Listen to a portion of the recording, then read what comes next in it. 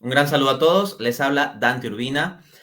Estoy bastante contento porque me encuentro bien acompañado por mi amigo, el doctor Antonio Sánchez Bayón, y vamos a hablar sobre un tema que hemos querido titular la McDonaldización de la economía, en el sentido de realizar una crítica a la forma masificada y de baja calidad en que se está produciendo y distribuyendo a través de la enseñanza y aplicando a su vez en la práctica la teoría económica. Antonio, ¿cómo te encuentras? Muy buenas, querido amigo. Muchísimas gracias y encantado de saludarte una vez más y a tu audiencia también, así que a tu disposición. Excelente. Entonces, como tenemos muchos puntos que tocar, vamos sin más preámbulos a esto. A ver, comencemos, por ejemplo, con la cuestión de fijar la importancia de este asunto. Es decir, ¿cuáles son las consecuencias de tener una mala teoría económica o las consecuencias de enseñar mal la teoría económica? Desde ya yo apuntaría con una analogía que ponía en el prefacio de mi libro Economía para herejes, que cuando un médico realiza una mala praxis afecta a una persona, pudiendo, claro, llegar al extremo de causar la muerte, ¿no? En los casos más extremos, pero también hay otro tipo de afectaciones por una mala praxis médica. Ahora bien, si un economista realiza una mala praxis, puede afectar la vida de cientos, miles o millones de personas. Economistas que trabajan en la formulación de políticas, por ejemplo, en el Fondo Monetario Internacional o el Banco Mundial, es decir, organismos que implementan políticas con efectos a gran escala sobre millones de vidas, eso tienen efectos sobre millones de vidas. E incluso dentro de eso pueden ocasionarse efectos sobre la vida misma, es decir, que eventualmente se generen muertes, por ejemplo, el tema de la falta de atención sanitaria, cuestiones como desviar recursos que se habrían podido utilizar mejor para cosas cruciales como nutrición o salud, que están asociados a temas de mortalidad infantil cuando es que faltan, o generar políticas que lleven a recesiones o inflaciones que eventualmente lleven a las muertes de algunas personas. Ahora bien, el médico que realiza una mala praxis y trae efectos negativos sobre la vida de alguien o directamente su muerte es sancionado o va a la cárcel. En el caso de economistas que realicen malas praxis, pues no suelen tener esas sanciones ni ir a las cárceles y a veces terminan con puestos directivos en grandes instituciones, ¿no? Entonces, Antonio, te transmito esta cuestión sobre cuáles son las consecuencias de tener o enseñar una mala teoría económica o una teoría económica deficiente o McDonaldizada, ¿no? Como un estándar de baja calidad o comida rápida.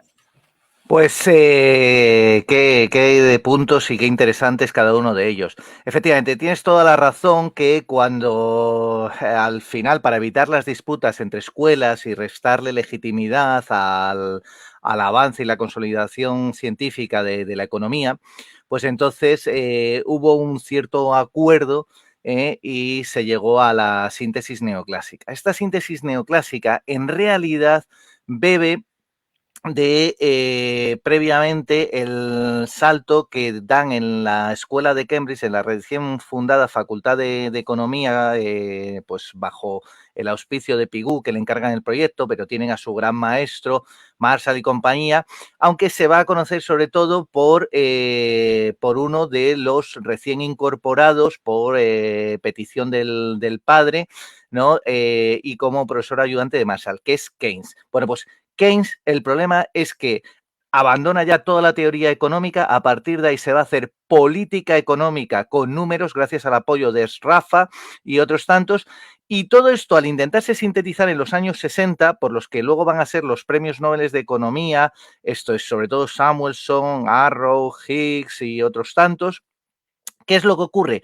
Que en ese intento es como yo que ahora estoy tanto viendo las películas de dibujos animados, ¿no? Han vuelto a retransmitir en el canal de Disney la película de fantasía, cuando Mickey juega a aprendiz de brujo para ver si logra hechizar una escoba y aquello se descontrola. Pues esto es igual. El economista, ¿qué es lo que ocurre? Que al separarse artificialmente en términos académicos las ciencias económicas de las ciencias empresariales, le dejan poco margen de maniobra y por tanto realmente está abocado a servir al político y sobre todo ya desde 1971 que estamos operando con el fiat monetario, con el dinero fiat, pues ahí ya se estropeó absolutamente todo porque le da fórmulas el economista al político para aparentemente crear dinero de la nada, llevar a cabo sus políticas públicas o, como tú bien decías, el efecto crowding out, el efecto desplazamiento, en vez de dedicar los recursos a lo que deberíamos y a lo que podríamos conseguir de auténticamente resultados, ¿no? O también el efecto cobra, que es cuando interviene el sector público y crea mayores daños y perjuicios, etcétera, etcétera. Todo esto viene de ahí. Y luego también hay una parte de la práctica profesional que, como bien has dicho, el economista y sobre todo el empleado público, decía Taleb, jugarse la piel. No se juega absolutamente nada. Juega con el dinero de los demás, juega con las vidas de los demás y, como bien has indicado, no es que las decisiones de un economista puedan tener efectos negativos sobre un grupo de población. No, no, no. Es que, como encima en economía no, las cosas no ocurren de manera inmediata, pese a lo que decía Keynes, ¿no? De los efectos a corto plazo. No, no, no. En economía hay efectos de segunda ronda, por lo tanto podemos estar afectando a siguientes generaciones y es mucho más grave. Has puesto una serie de ejemplos, pero el país que más economistas formados con este modelo econométrico formalista fue la URSS y su planificación centralizada con la soberbia, ¿no? La arrogancia de la inteligencia burocrática que ya defendía en su momento Keynes, y además Keynes es buenísimo porque lo dice en su edición alemana de la teoría general, que efectivamente que donde mejor habría funcionado su teoría general es en Alemania. Pena que tuvieran esos pequeños desaires no democráticos. Y dices tú, bueno, vale, estupendo. Pero sí, es una pena que no recuperemos la riqueza que aportan las distintas escuelas y que solamente estemos enseñando en el aula un tipo de economía que ni siquiera sino que se llegó a un consenso, se hizo esa síntesis para no ofender a nadie, se le dio un barniz matemático y desde entonces pues el problema es lo que me ocurre a mí con muchos estudiantes de doctorado, que me vienen, me presentan sus proyectos de tesis, le digo, bueno, pues bien, las matemáticas no están mal, pero ¿y qué hay de teoría económica? En realidad, ¿usted qué quiere aquí aportar en términos de ciencia económica? Efectivamente, se ha caído una suerte de fetichismo de las matemáticas en la teoría económica. Por ejemplo, Marshall, que es el padre de la escuela neoclásica o convencionalmente considerado así, ¿no? Siendo el enfoque neoclásico dominante en la formación de los economistas, cuando escribe sus Principios de Economía de 1891, todo el detalle matemático de las ecuaciones, las derivadas y todo eso va a un apéndice. Y Marshall plantea una explicación fundamentalmente en términos, digamos, que se puedan entender, tal como estamos hablando ahorita, y todo el reflejo matemático al apéndice. Hoy en día, en los manuales de teoría económica, en particular ya los que se llaman como de teoría económica o teoría económica avanzada, sucede casi al revés. Es decir, lo que era el apéndice matemático se ha convertido en el grueso del libro y las reflexiones sobre el significado cualitativo de fondo, de contenido, de lo que significan esas ecuaciones, es un pie de página o a veces aparece en unos apéndices o en unas discusiones adicionales, etcétera, ¿no? Similarmente, con el caso de Keynes, su famosa obra de la teoría general de 1936 contiene pues dos ecuaciones y un gráfico. La mayor parte de la explicación no es que sean modelos y curvas, ¿no? Pero hoy en día, cuando se transmiten estas ideas filtradas bajo la síntesis neoclásico keynesiana, pues nos transmiten un montón de ecuaciones y curvas y se pierde, pues, efectivamente muchos elementos más de fondo, ¿no? En ese contexto, un término que me ha gustado mucho, que tú he visto en ocasiones lo usas, es el de economía autista, en el sentido de una economía aislada de las ciencias empresariales y sociales. Comento mi propia experiencia. Yo estudié la carrera de economía en la Universidad Nacional Mayor de San Marcos, que es la universidad pública más grande de Perú y también considerada la más antigua de América. Tiene muchas carreras y todo eso, ¿no? Pues bien, ¿qué sucede? Que tenemos la Facultad de Ciencias Económicas, donde yo estudié, y al frente, en el edificio del frente separado, Ciencias Sociales. Dentro de ciencias sociales estaba antropología, sociología, historia, etcétera. Y al otro costado, la carrera de, o perdón, la facultad de ciencias empresariales o ciencias administrativas. Sí, así era, ciencias administrativas o administración. Entonces se da una cosa bien curiosa porque ya en la estructura de los edificios se nos ponía una economía que quedaba como fuera de las ciencias sociales. O sea, parecía que la historia y la sociología sí entraban como ciencias sociales en esa facultad, como carreras dentro de esa facultad, pero la economía no. La economía no entraba dentro de las ciencias sociales. Y en cuanto al otro lado de las ciencias empresariales, pues lo mismo, ¿no? O sea, la economía estaba separada de las ciencias empresariales. ¿Qué nos podrías comentar sobre este punto, Antonio? Pues fantástica la pregunta y como siempre con muchísimas aristas. Entonces, en cuanto al tema de la matematización, efectivamente, Marshall tiene pues cierta razón de introducirlo y además él mismo intentaba definir la economía como los negocios cotidianos. Y estoy totalmente de acuerdo. Y Balras, pues también intenta meter modelos de equilibrio. Ese quizás es el que más matematice, ¿no? Al introducir de la física. Pero Samuelson lo que ocurrió es que al defender su tesis en el programa de Harvard, que aún era de humanidades, es verdad que le dirige Schumpeter, va a conocer también a Kuhnes, a otros tantos.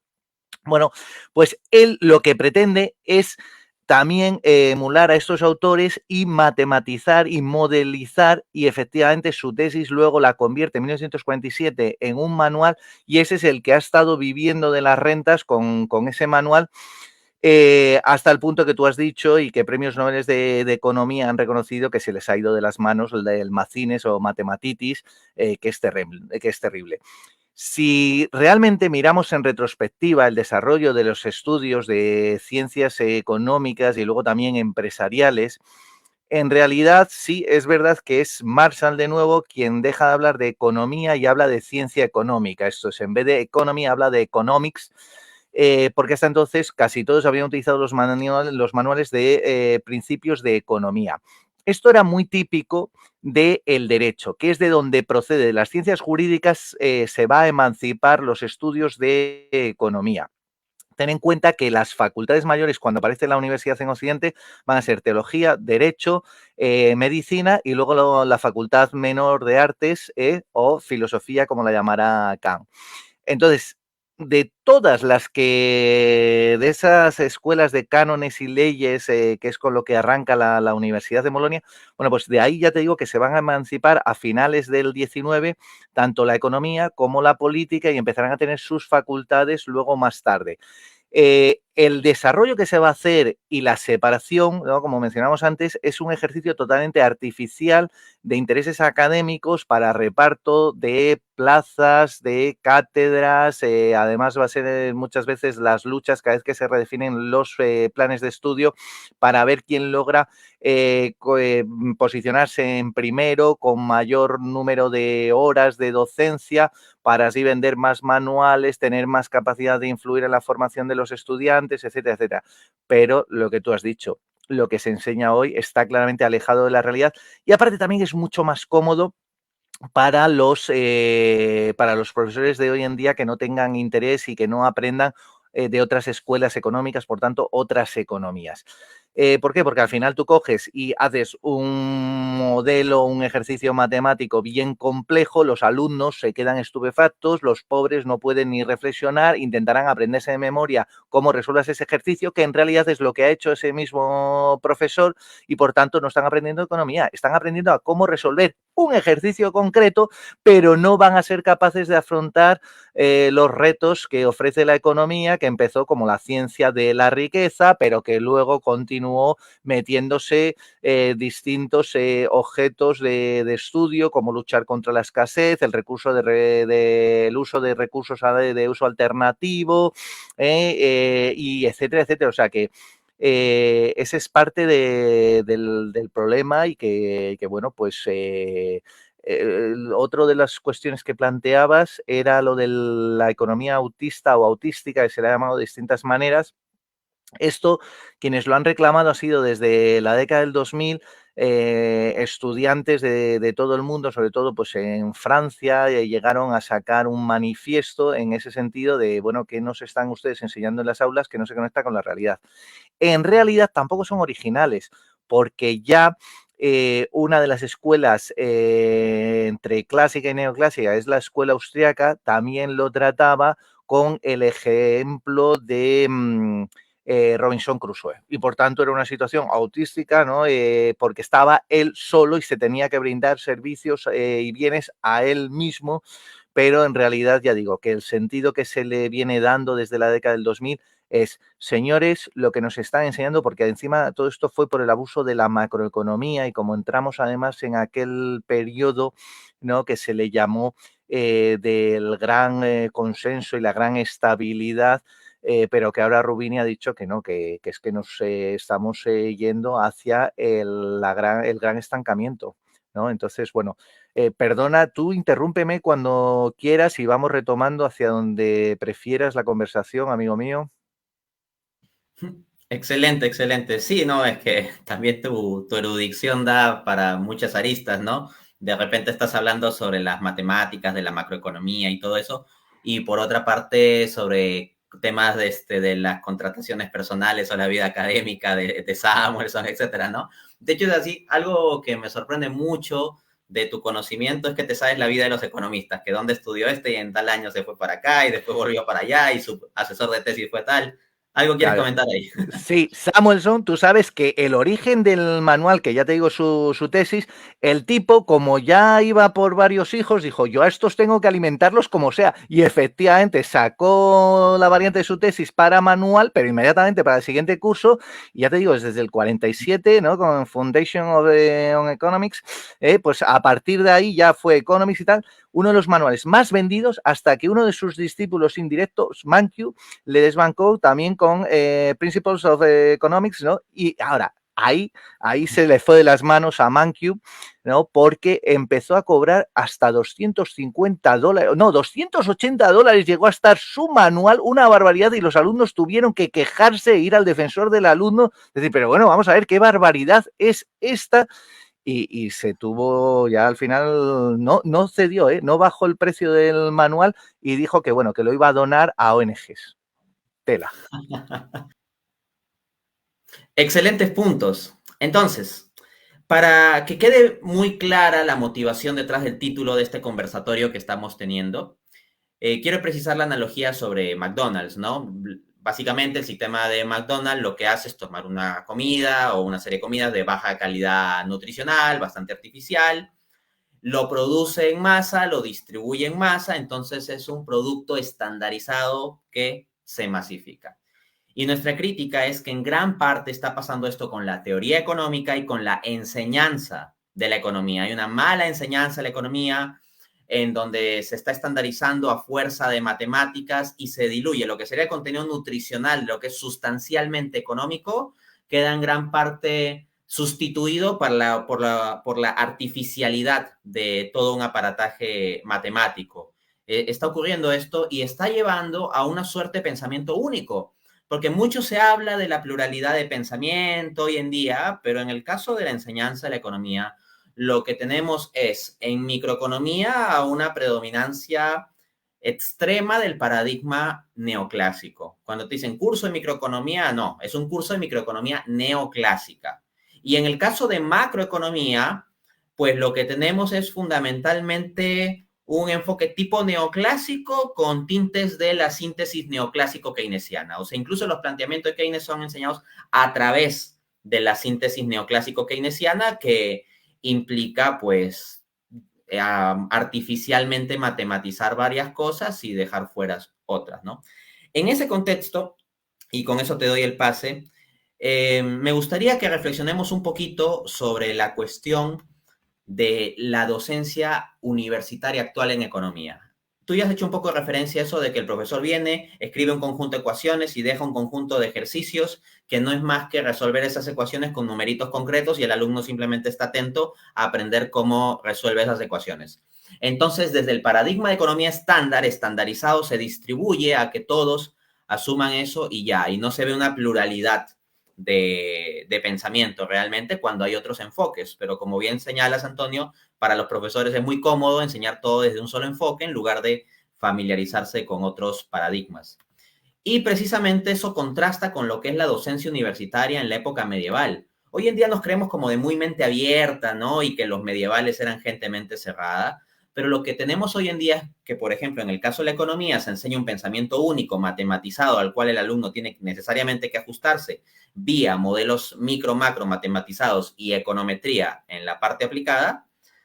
Mientras que en la Edad Media había una apertura, más bien para la discusión de las cuestiones, porque la docencia universitaria se estructuraba en términos de una lectio seguida de una disputatio. Es decir, una lectio es la conferencia magistral dada por el profesor sobre el tema en cuestión, pero luego una disputatio, donde había espacio para que en la comunidad universitaria, incluidos alumnos u otros profesores, pudieran discutir sobre el asunto y se daba una diversidad de perspectivas.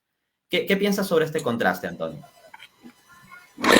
Sí, ¿no? Que tienes razón, que efectivamente salía el instructor medieval, ¿no? Por eso tienen una especie de caperuza los trajes académicos, porque llevaban ahí los legajos, los sacaban, empezaban a leer y cada vez que encontraban algo, ese es el método de la exégesis, ¿no? Encuentras un concepto, lo defines, lo pones en relación con otras teorías, etcétera. Y luego ya estaba la hermenéutica, que era lo que habían entendido otros autores al respecto, ¿no? Es la interpretación acerca del texto. Entonces, en esa segunda parte de la lectio, en la disputatio, estaba la quod liber, esto es cuando eran las cuestiones primero, y si había alguna que le era ajena la respuesta en ese momento al instructor, que era la quod liber, pues tenía el compromiso de, ojo, aquel instructor que contestara mal al estudiante, que le humillara, vamos, si se enterara el resto del claustro, lo echaba tarifando y ya no volvía a pisar, perdía la venia de Oquendi. El compromiso era encerrarse en la biblioteca y preparar una respuesta magistral. De ahí viene lección magistral, cuando supuestamente tú has investigado y dominas un tema, y es lo que nos legitima a los profesores universitarios, la libertad de cátedra. Tú puedes ir modificando los programas, los sílabos, siempre y cuando sea por tu investigación, por tu conocimiento. Entonces, lo que estás diciendo es que efectivamente, pues con la síntesis neoclásica ya entramos en la etapa de la economía aplicada. Ya se ha abandonado la teoría económica, por eso a mí hay escuelas que me gustan muchísimo, ¿no? Como la escuela austriaca, pero entre otras cosas porque siguen aún esa herencia de las ciencias jurídicas. Entonces, por eso me resulta tan conocido, tan familiar, y puedo ahondar un poco más, ¿no? Por eso, porque tú ten en cuenta que casi todos de la primera, segunda y tercera generación de la escuela austríaca son doctores en jurisprudencia, ¿no? Y tienen esa manera de sistematizar el conocimiento. Hay otras escuelas, los neoinstitucionalistas también me gustan muchísimo, porque se preguntan sobre la eficiencia, la calidad institucional, de economía cultural. Me encanta también, pues por ejemplo, hay la economía conductual y nos hace ser conscientes de los sesgos que tenemos y por tanto matizar pues teorías de la soberanía del consumidor y otras tantas cuestiones. Entonces, en ese sentido, el problema que tenemos es hemos empobrecido el conocimiento económico, porque enseñar a resolver un tipo de problemas, pues eso no es economía, para nada. Y por tanto, es que no sé hacia dónde quieres que llevemos la conversación, porque es que se me ocurren tantas ideas para poderte contestar y para poder ir conversando. Cuéntame, ¿hacia dónde quieres que lo llevemos? Por ejemplo, sobre el punto que habíamos establecido de la crítica a la enseñanza de la economía, el carácter multiparadigmático versus la enseñanza de un único paradigma como si fuese la economía. Por ejemplo, sobre ese punto, ¿qué nos podrías Vale. extender? Que ya habías En tocado realidad, un poco sobre eso.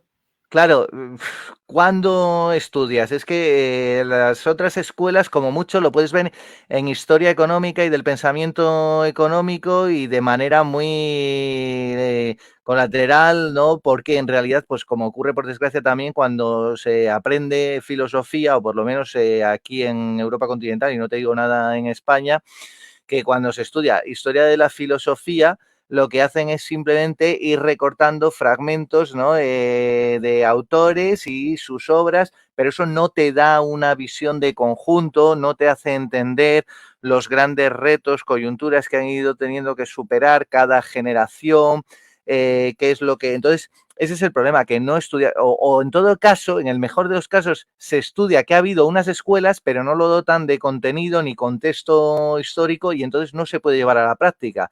Cosa que yo, por ejemplo, en clase intento meter desde experimentos mentales hasta, sobre todo, yo el reto que les pongo es que ni siquiera economía literaria ni matemática, sino simbólica. Quiero que lo lleven a imágenes, que expresen esos contenidos.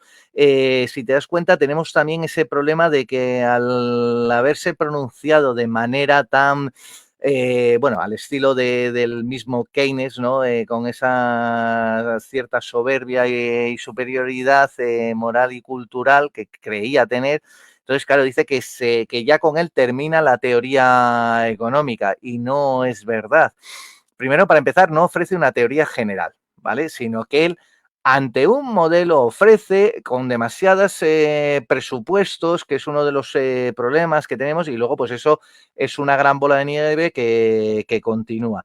Entonces, en ese sentido, estoy totalmente de acuerdo contigo que difícilmente un economista va a poder ayudar a contribuir a gestionar mejor los problemas de su época cuando los estamos reduciendo prácticamente. Mira, ya que has arrancado con una cuestión del tardomedievo con el nacimiento de la universidad.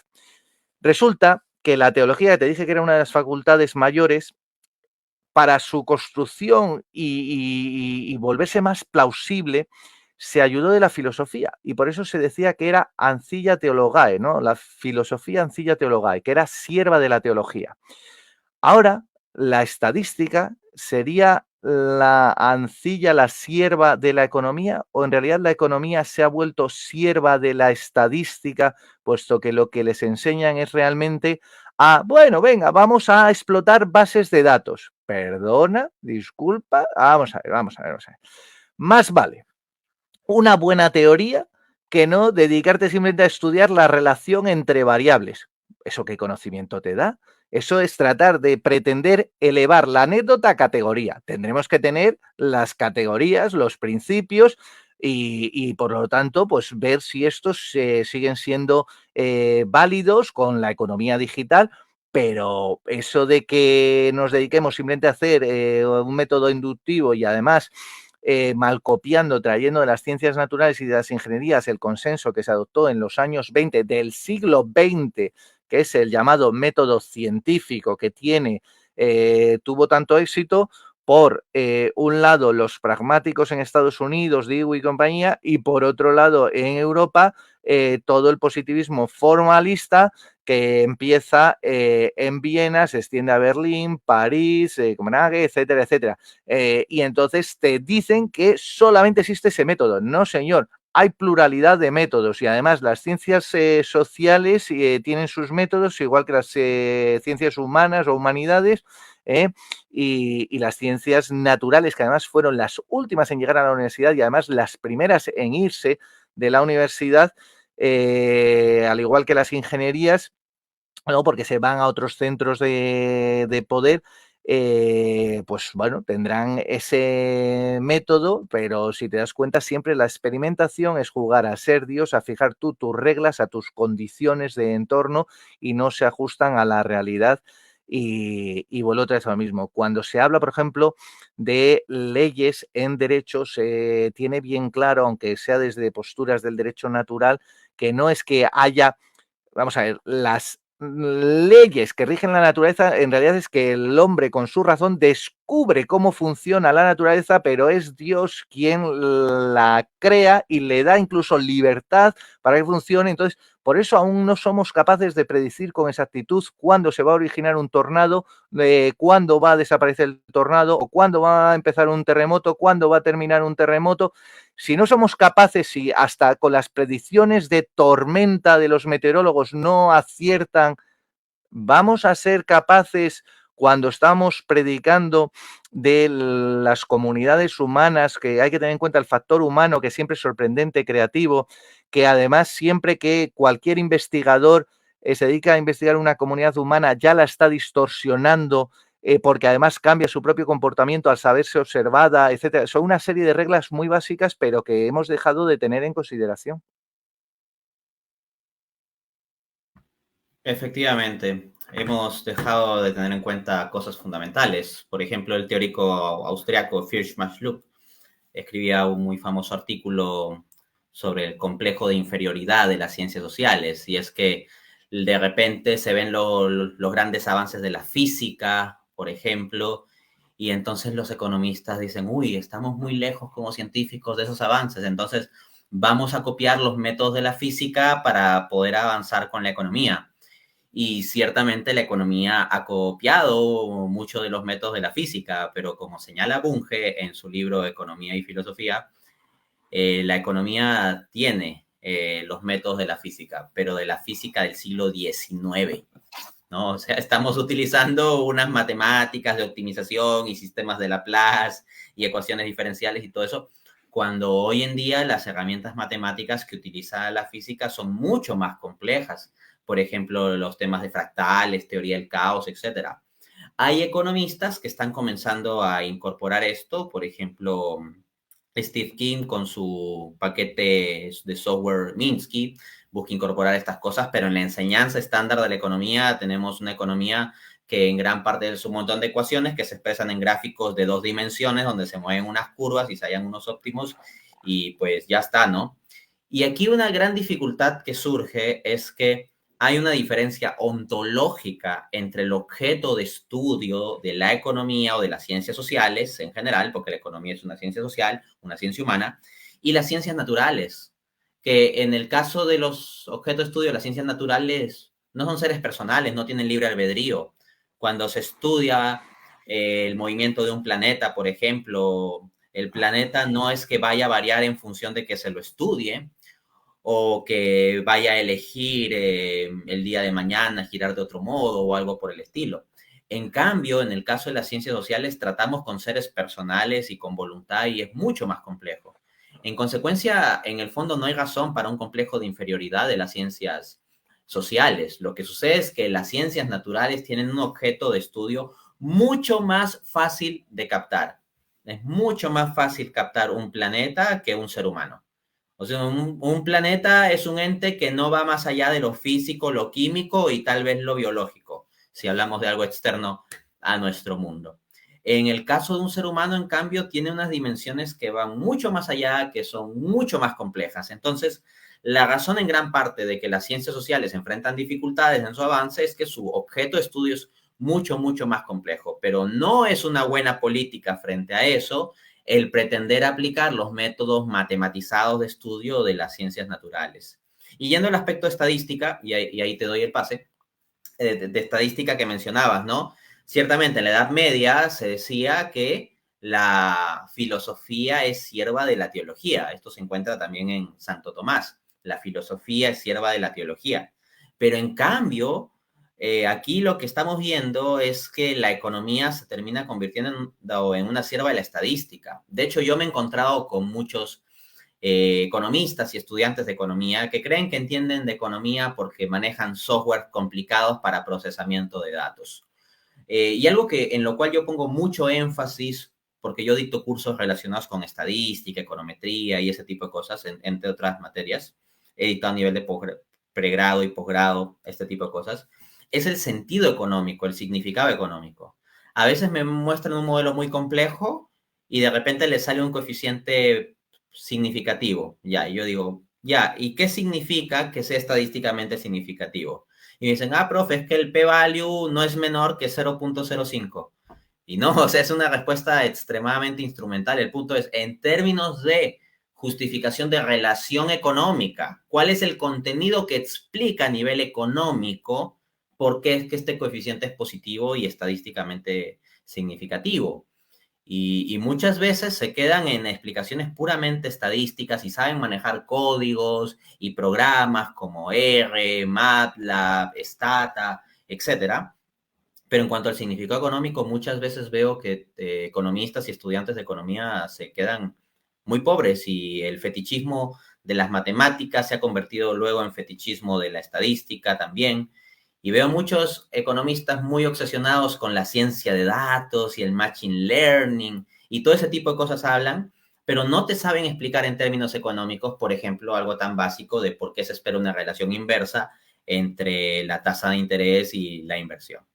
No sé, Antonio, si quisieras comentar algo sobre algún punto mencionado. Sí, bueno, anda, se puede comentar, pero vamos, daría para varias charlas. Pues efectivamente, es uno de los graves problemas ese reduccionismo y ese empobrecimiento de la economía que venimos mencionando. Entonces, tú recuerda una cosa, que la estadística, como el nombre indica, es una disciplina dentro de la ciencia del Estado, que luego se le llamó política, y por tanto ahí corresponde. Es un grave pecado de soberbia creer que porque uno tenga unos datos históricos, tener unos datos no quiere decir tener todos los datos. ¿Vale? Por tanto, ahí ya hay que saber que falla la información y fallará además el instrumento de medida, etcétera, etcétera, pero en cualquier caso, también es otro problema de soberbia creer que tú, por tener datos históricos, vas a poder predecir. Repito, en ciencias sociales lo que podemos es, como mucho, si tenemos datos históricos, podemos hacer proyecciones, podemos hacer previsiones. Y en todo caso, si tenemos un gran nivel cultural, conjeturas, pero no predecir, porque además, eso, si no, los economistas estaríamos todo el día con la bola, como todos estos de la adivinación. Y no es así. Hasta el punto que si te das cuenta, en macroeconomía, ¿no? Con todo lo que son las variables agregadas, todo, ¿qué es lo que ocurre? Que efectivamente pueden ir haciendo pequeños avances, pero si te das cuenta, siempre es en marzo del siguiente año cuando se consolidan las cuentas anuales pasadas, y es cuando hay que hacer todas las correcciones de todas esas previsiones, pero claro, no nos da tiempo a tirar de las orejas a los economistas porque como ya estamos metidos con las cuentas del nuevo trimestre, pues entonces ya nos despistamos, pero vamos, que no. Entonces, es verdad, y me gustaría, si te parece, porque has comentado varias cosas, pero sí vamos a repasar una cosita que yo siempre les explico a los alumnos de primero, que son los recursos que dispone un economista en cuanto a métodos y a técnicas, ¿no? Porque recordemos que metodología es simplemente describir cuál es el camino que vas a seguir y cómo lo vas a realizar. Por tanto, miren, se contaba primero con los métodos literarios, por tanto, metáforas, cuántas veces la economía la hemos comparado a un mecanismo, a un organismo incluso, y por eso pues en otras ocasiones hemos conversado, Dante, tú y yo, sobre el origen del diagrama del flujo circular de renta, que viene Knight, a su vez lo tomó de Quesnay, ¿no? Del Table économique, ¿no? De 1758. También se trabaja con paradojas y por eso hablamos del ahorro, el consumo. Bastiat hablaba de los sofismas y aún a día de hoy, pues yo, aunque sea de 1850, yo le sigo sacando fragmentos a los estudiantes, ¿no? Como el de la ventana rota para explicar la diferencia entre un buen y un mal economista, ¿no? El mal economista simplemente habla de lo que se ve y de las relaciones evidentes. El buen economista es el que es capaz de ver incluso aquello que no es evidente, que son las relaciones ocultas y efectos de segunda ronda, etcétera, etcétera. También, aparte de lo literario, está lo matemático, que es todo el tema de la aritmética, que lo encontramos en finanzas, la geometría, ¿no? Con las gráficas de la frontera de posibilidad de la frontera de posibilidad de producción. Las tasas, ¿no? En tantos por cientos, los números índice y los logaritmos, los modelos, ¿no? De redes neuronales, lo que queramos, ¿no? Y todo esto arranca sobre todo, efectivamente, como tú bien traías a colación antes, pues con Marshall y sus tijeras, ¿no? De la oferta y la demanda y todo esto. Bien. Pero es que también hay elementos lógicos, la contabilidad con los balances, las identidades como un DAFO o SWOT o como lo queramos llamar, ¿no? De debilidades, amenazas, fortalezas y oportunidades, las funciones, ¿no? De factores de producción, que eso me recuerda que antes cuando lo planteabas que efectivamente que el problema de la pérdida de la teoría económica es que claro, ya antes hablamos de la teoría del consumo, de la teoría de la producción, y ahora cogemos y hablamos, ¿no?, de función de consumo, función de producción, y si te descuidas, efectivamente te caza algún alarde, ¿no?, matemático, que en realidad dices tú, bien, vale, ese puede ser el instrumento, una técnica, una herramienta, pero no es la epistemología, no es el conocimiento, no es la ontología, no son las categorías con las que tenemos que trabajar y se nos escapan, ¿no?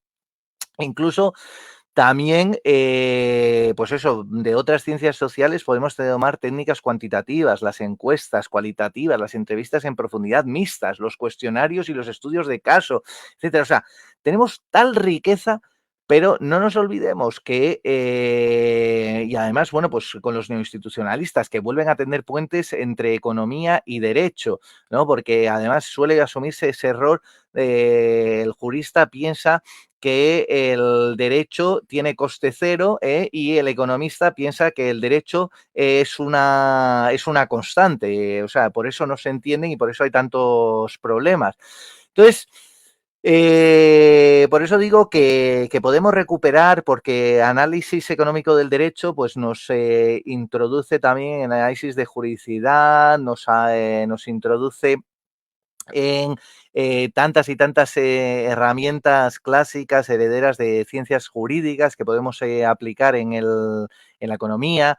Luego también tenemos la elección pública y la economía constitucional, que también nos da otras tantas herramientas.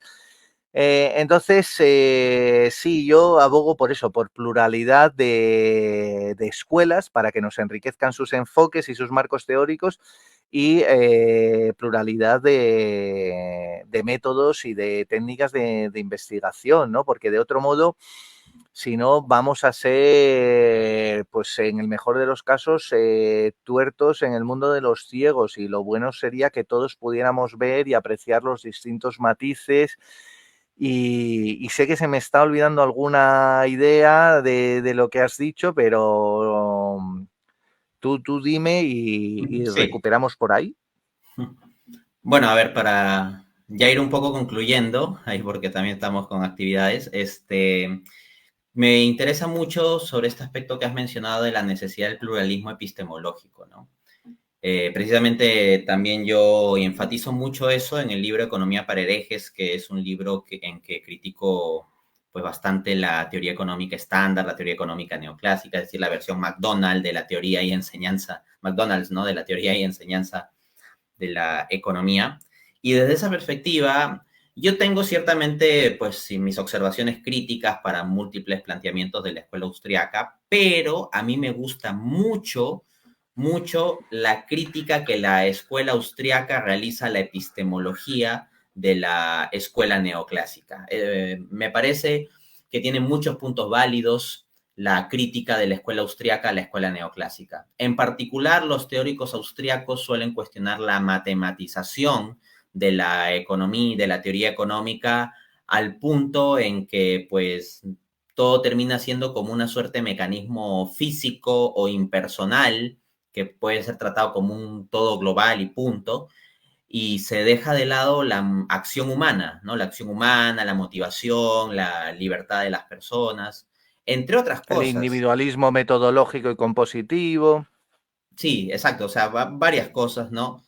Eh, yo no necesariamente estaría de acuerdo con la epistemología de la escuela austriaca, pero sí me encantan mucho de los elementos de crítica que tiene a la epistemología de la escuela austriaca.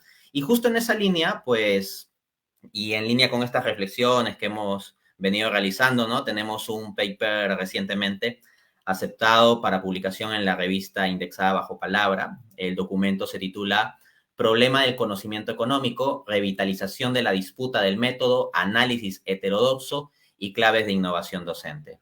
Es un poquito lo que hemos estado hablando aquí, la necesidad de una pluralidad de método, la necesidad de ver paradigmas alternativos, es decir, si el convencional tipo McDonald's que se distribuye es el ortodoxo, es necesario también reflexionar sobre los paradigmas alternativos, heterodoxos, ¿no?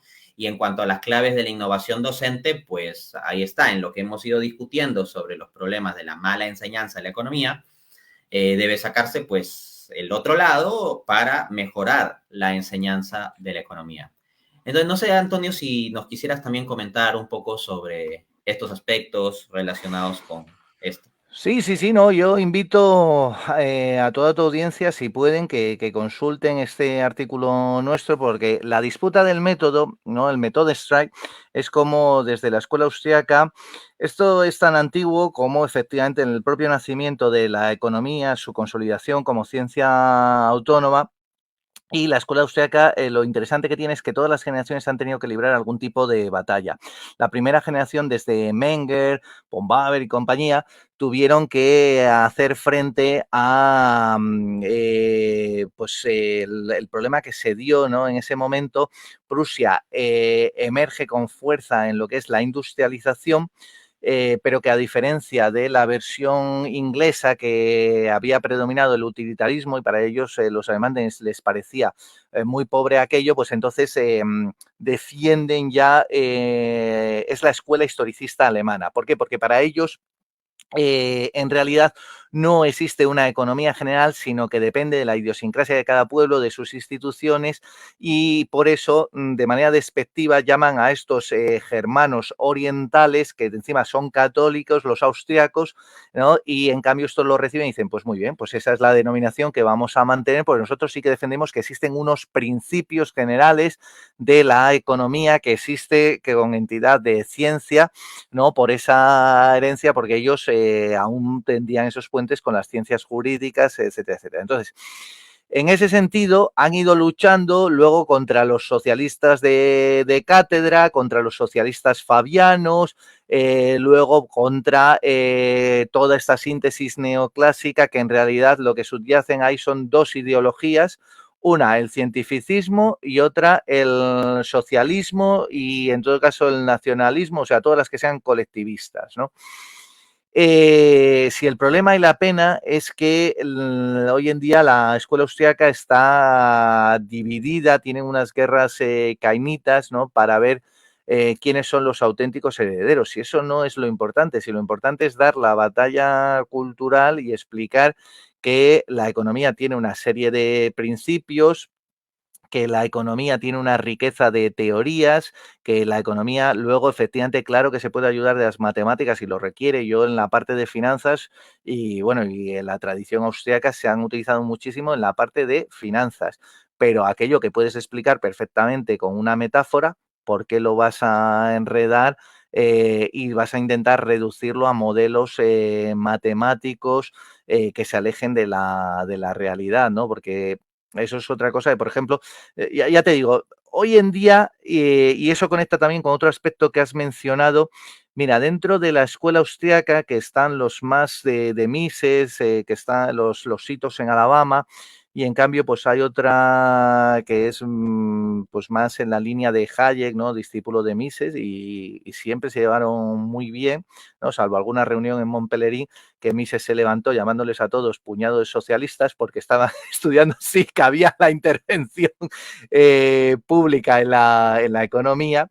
Pero bueno, entonces nada, lo que te decía, esta otra escuela, y hay una corriente muy grande en la escuela George Mason, ¿no? Que se mezclan escuela austriaca y neoinstitucionalistas, y es muy interesante, ¿no? Con Botke, con Don Lavoie y mucha más gente, ¿no? Pero bueno, en cualquier caso, ¿dónde quiero ir a parar con todo esto que te digo? Que están también abriendo puentes y también sumándose a los esfuerzos que se hace desde la economía cultural para la llamada economía del conocimiento y de la complejidad, de ese orden espontáneo, ¿no? Y por tanto, la riqueza de cada cual, el ir aportando y estas redes más complejas que se dan más allá de lo que inicialmente pues Hayek hablaba de las instituciones sociales evolutivas. Y ay, sí que me acuerdo, antes de que acabemos, también una cosa que me gustaría precisar, si te parece, y tiene que ver con cosas anteriores que tú has dicho, y como seguro que tú vas ahora a recuperar la idea de economía del conocimiento y la complejidad, ¿no? Pues ya nos vamos leyendo la mente. No, era simplemente con respecto a esto de la teoría económica. Y ya te comento que, por ejemplo, a mí la escuela austríaca me encanta. Creo que pocas escuelas han desarrollado, por ejemplo, la teoría del capital y de los ciclos económicos como lo hace esta escuela. Invito a aprender al respecto. E incluso hay una corriente dentro de la escuela austriaca. Tú citaste a McClure, ¿no? Justamente en 1955, cuando hacía esa crítica al ultraempirismo y esos complejos que tiene la economía, pero ya abrió una puerta que luego Garrison, con tiempo y dinero, pues también intentó una pequeña modelización para entrar en diálogo con la síntesis neoclásica, y luego pues ha habido otros ejercicios. Aquí en España yo tengo suerte con el profesor Huerta de Soto, pero está el profesor Miguel Ángel Alonso, que el tipo domina el lenguaje o sea, econométrico, ¿no? Y las modelizaciones, y a su vez tiene una fuerte formación austriaca. Pero bueno, yo lo que quería comentar antes de que puedas tú, si quieres, tratarlo de la economía del conocimiento y la complejidad, ¿no? Y cómo se fusiona ahí lo del Instituto de Santa Fe, la escuela austriaca y otras escuelas se van combinando, y le tiraron de las orejas a Arrow, por cierto, en su momento, en las primeras reuniones, diciéndole otro premio Nobel de Economía, pero de Ciencias Naturales. Dijo, pero ¿eso qué es? ¿Qué presunciones son esas? Eso no tiene sentido por ningún lado. En fin, bueno, es un pequeño matiz que en Internet se suele cometer ese error, ¿no? Que se suele enseñar de, no, es que está la síntesis neoclásica y luego están los heterodoxos, que prácticamente son socialistas porque lo hacen desde enfoques colectivistas. No, no, no. Esto, primero, el tema ortodoxo heterodoxo ya lo hemos tratado en otros vídeos, que es según el triunfo que ha tenido el predicamento, las teorías, y en cada generación, ¿no? Siempre han existido un pensamiento dominante ortodoxo, otro heterodoxo, vigilante, ¿no? Para revisar los fundamentos, y luego sí que había uno contestatario, que era el socialista. La gran diferencia es que esos, que normalmente suelen tener un discurso negativo, en el sentido de que defienden pues el decrecimiento, vivir con menos. ¿Pero por qué? Porque sus planteamientos es de una economía de mando, y al final eso da de sí lo que da de sí. Pero en cambio, si seguimos las reglas de la economía de mercado, pues hay escuelas que sí que defienden que podemos seguir creciendo, desarrollándonos, y ahí, por ejemplo, es muy interesante nuevamente Hayek. El último apunte que quería mencionar con respecto a lo de teoría es que la economía nace como economía política, que significa teoría económica.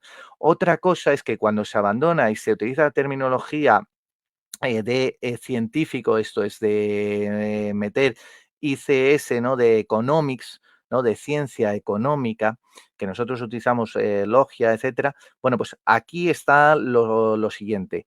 Se sigue denominando algunos entre economía política, pero ¿qué significa eso? Teoría económica. Lo que pasa es que los socialistas, a falta de buenas teorías, porque siguen aún empeñados solamente en una visión, por ejemplo, de la teoría objetiva del valor, en vez de admitir la teoría subjetiva y la combinación de ambas, como ya Marshall hizo y además modelizó, etcétera.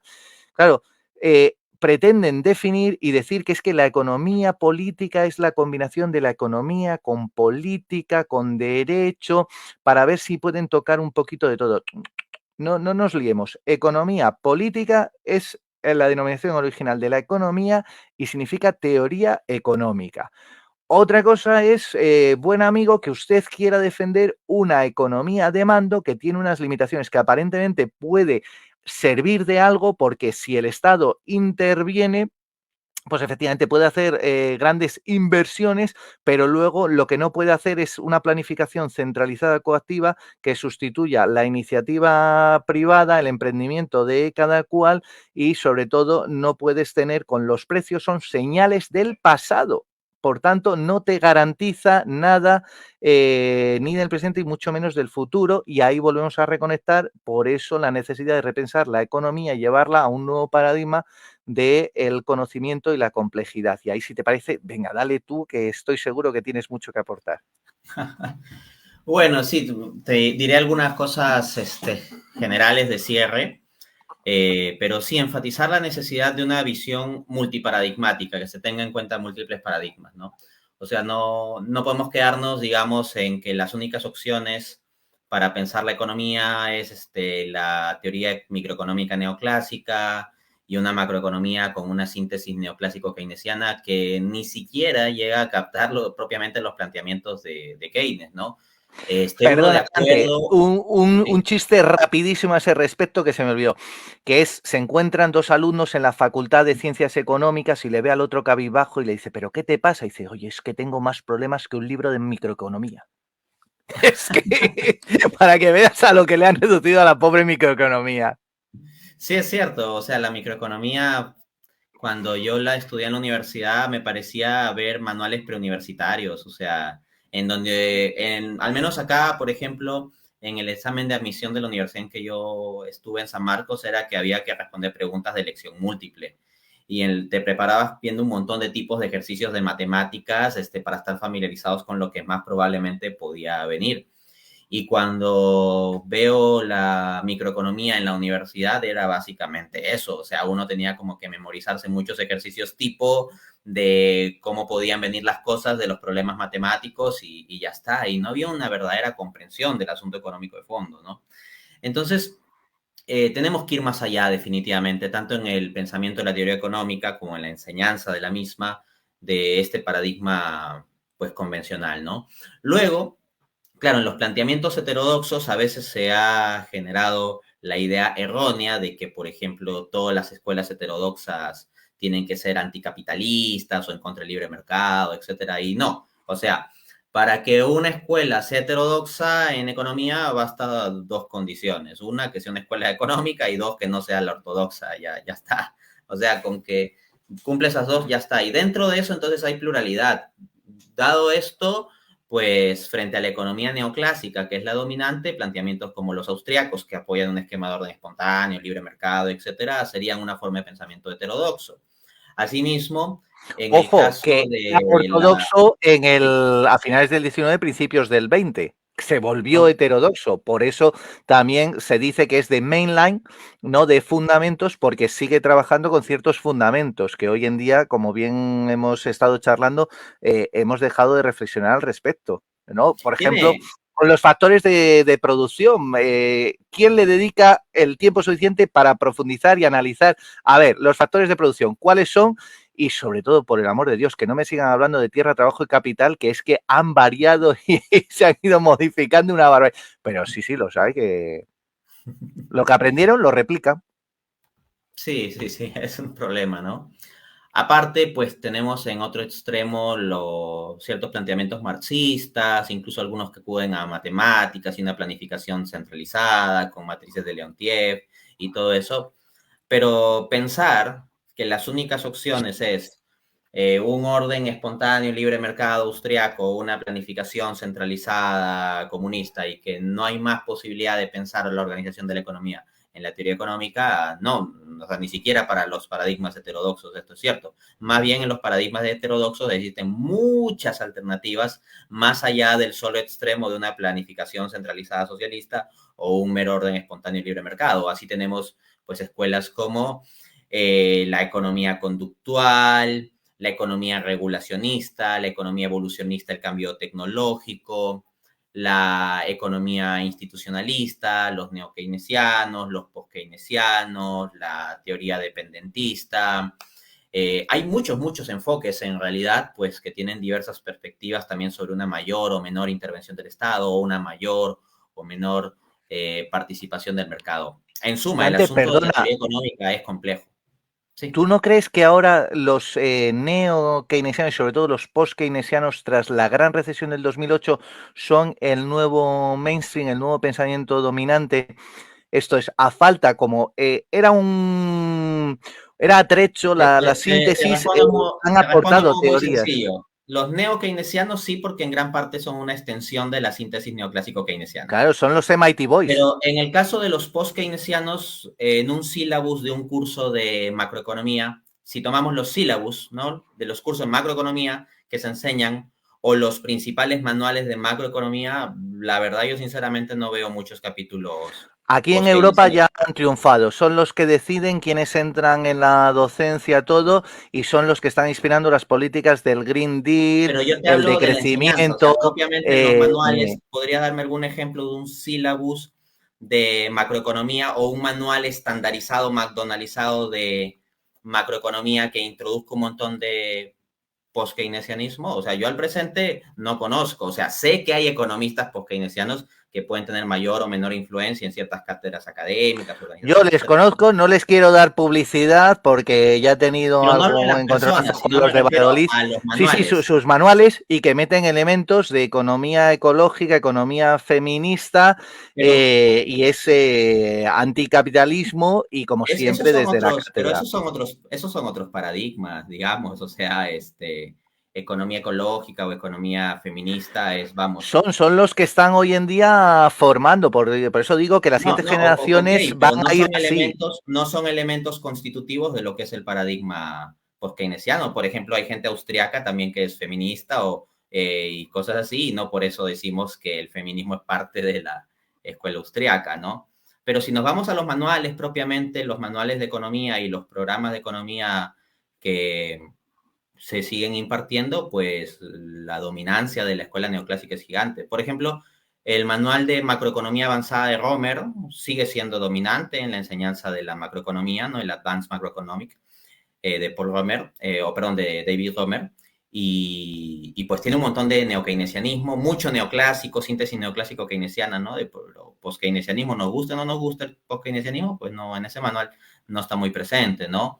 Asimismo, si vemos los principales textos de macroeconomía que se usan, ¿no? El Sachs-Larraín, o hay un texto de macroeconomía también de Mankiw que se sigue usando, los textos de Samuelson, etcétera. O sea, el enfoque es más, digamos, neo-keynesiano. Yo lo vería por ahí. Sí, de Cuestiones fallos de como los mercado mínimos y y nos justificación dificultan. de la intervención del sector público, pero los post-keynesianos te digo que se están haciendo muy fuertes y están yendo a imponer la visión del monopolio del sector público, restringiendo la posibilidad de intervención del sector privado. Y se están haciendo muy fuertes, o sea que por eso te digo que vamos a ver un cambio muy muy grande y son los que están empezando a dominar el mainstream y por eso están haciendo que hoy en día las publicaciones de economía se están yendo a publicar sobre energía, se están yendo a publicar en otros ámbitos que dices tú, y esto realmente de manera directa que tiene que ver con la economía. Pero que las publicaciones sean sobre energía, creo que no necesariamente implica lo distintivamente post-keynesiano. De hecho, gran parte de las publicaciones sobre energía se hacen desde un paradigma neoclásico o desde un empirismo econometrista, pero no algo distintivamente. Ah, es que no, vamos a ver, no se distingue en lo que es modelización matemática. Tú ten en cuenta que los primeros en modelizar matemáticamente, pero tremendo, con los planteamientos de Ava Lerner, de Oscar Lange y de otros tantos, Kanlecki, etcétera, luego se lo van a llevar a la enésima potencia en la Unión Soviética y son todos modelos matemáticos y lo que hay detrás es el discurso en ese momento ellos hablaban de un modelo de reproducción frente al desarrollismo occidental. Ahora lo que Claro, se pero habla yo es creo ahí que hay de crecimiento, o sea, la creo que idea es... conviene, pero precisar las categorías, ¿no? Porque si de repente hablamos de lo post-keynesiano, pero de repente ponemos las personas post-keynesianas, luego la planificación central y las matrices que se usan en la Unión Soviética y la economía ecológica y la economía feminista, o sea, también creo que hay que tener una precisión porque todo lo que sea algo de intervención del Estado, todo eso le ponemos la etiqueta de post-keynesiano y creo que el asunto es más complejo. Por ejemplo, la Review of Keynesian Economics no es una de las revistas más fuertes en economía hoy en día, no es que haya una predominancia. Si nosotros vemos la American Economic Review, que es una revista que históricamente se ha mantenido en los primeros puestos, en los 10 primeros puestos de economía, más bien el enfoque neoinstitucionalista sería el que se podría decir que está agarrando bastante espacio. O sea, si vemos revistas fuertes, porque hoy en día en el mundo académico de la economía se mueve en gran parte con revistas, más bien parece que planteamientos de orden neoclásico, neo-keynesiano sí, no digo post-keynesiano, sino neo-keynesiano, y neoinstitucionalista tienen más presencia en el cuartil 1 de La las revistas académicas. clasificación, por ejemplo, de JCR, que va a cambiar los parámetros y por eso a las que ya estaban les han duplicado el impacto, el factor de impacto, perdón, es porque van a introducirse nuevas, pero date cuenta que las que han aparecido tipo MDPI, tipo Frontiers, tienes que ver quiénes están detrás, quiénes las están financiando. Muchas de ellas son chinas, defendiendo estas posturas post-keynesianas, porque no deja de ser el intervencionismo keynesiano y el socialismo, y por tanto, anticapitalista, etcétera, y lo que está es tratando de generar un Disculpa, Antonio, caldo. pero Dime. de nuevo estamos volviendo con la misma dificultad. O sea,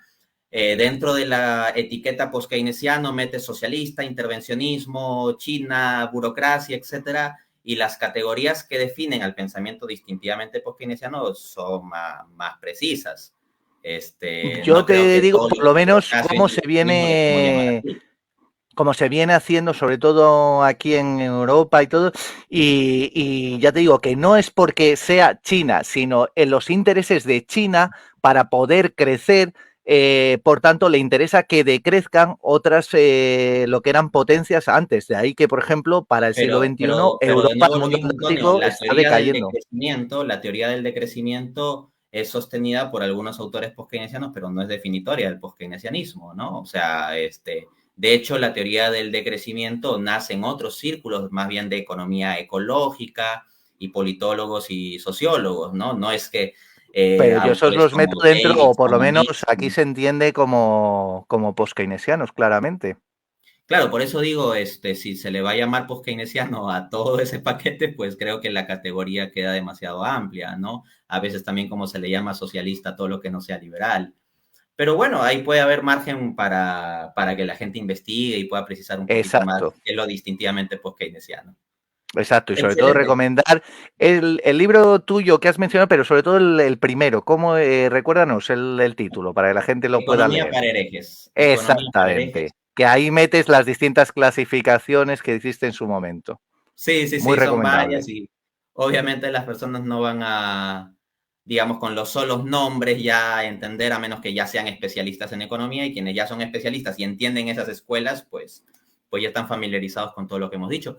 Pero los que no, invitarles a eso, a profundizar, ¿no? De verdad creo que haces un gran trabajo en abrir la mente, porque muchas veces cuando yo dialogo con académicos del área de economía, veo unas visiones muy reduccionistas, que conocen solo Sí, un enfoque teórico y que se saben unas cosas técnicas de matemáticas y que tienen un tema de investigación con el cual están obsesionados y han publicado bastante sobre ese sí, tema, sí. Y pero ponen etiquetas rápidamente y no quieren conversar, sí. exacto, pero fuera de ese tema, están muy limitados, ¿no? En cambio, con el caso tuyo, pues también como tienes doctorados en áreas aparte de la economía, pues, Son una maldición, ¿eh? Siempre me castigan. El teólogo, el teólogo. claro, tú tienes tu doctorado en teología, pues, ¿no? En En derecho. Derecho, Teología, Humanidades, que en realidad eran más relaciones internacionales, Filosofía, Economía. Bueno, Economía sería doble, porque me vetaron en la Universidad de Valladolid, ¿no? Porque decían que era un malvado neoliberal. Y todo porque defendía la digitalización. Ay, madre. Y Bueno, sí, bueno, estoy ahora acabando el de Economía y Empresa en Málaga, que la verdad es que son encantadores en Málaga. Y sí que abren a que haya diversidad y a que haya diálogo. Me está gustando mucho la Universidad de Málaga. excelente. Sí, qué bueno que haya espacios también de diálogo en el mundo académico y bueno, espacios como este que busca propiciar. Ha sido un Sí. gusto hablar contigo, Antonio. No sé si quisieras dirigir algunas palabras para ir cerrando. Que mil gracias, Dante, y que a ver si repetimos, hombre, que siempre me apetece poder charlar contigo por eso, para refrescarme y lo que decíamos, y que podamos participar de pluralidad de enfoques y enriquecernos mutuamente. O sea que mil gracias. Igualmente, Antonio, te mando un fuerte abrazo, un saludo para toda la Un abrazo. audiencia y seguro nos vemos en otra ocasión junto con el doctor Antonio Sánchez Bayón para provecho a todos. Hasta luego. Adiós, adiós.